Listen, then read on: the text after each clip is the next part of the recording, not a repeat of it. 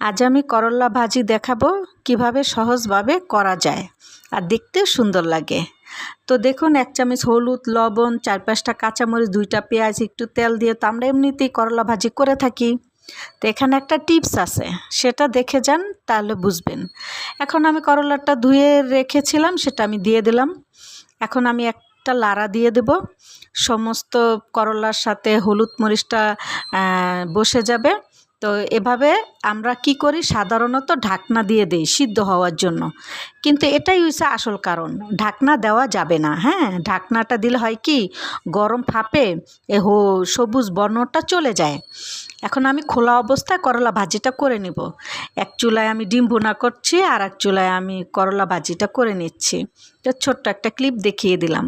এই যে দেখুন, আমার ভাজিটা হয়ে গেছে, দেখতে কত কালারফুল। যদিও আমার ক্যামেরা তো ভালো না, তবুও খালি চোখে দেখলে অনেক সুন্দর হয়েছে, কিন্তু এটা বোঝা যাচ্ছে না। তারপর যখন আপনি খাবেন, দেখবেন যে একটু সবুজ সবুজ থাকে গরম ভাতের সাথে। এই যে দেখুন, এইটার মধ্যে ডিম, এটার মধ্যে করলা, আজকে খাবারটা অনেক জাম্মি হবে।